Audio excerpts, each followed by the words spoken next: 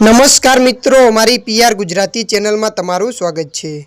મિત્રો, અત્યારે હાલની સૌથી મોટી અને દુઃખદ ખબર સામે આવી રહી છે। જી હા મિત્રો, આપને જણાવી દઈએ કે પ્રખ્યાત એક્ટરનું નિધન। જી હા મિત્રો, આપને વિગતવાર વાત કરીએ તો પીઢ અભિનેતા ભરત કપૂરનું નિધન થયું છે। તેમણે 80 વર્ષની વયે અંતિમ શ્વાસ લીધા છે।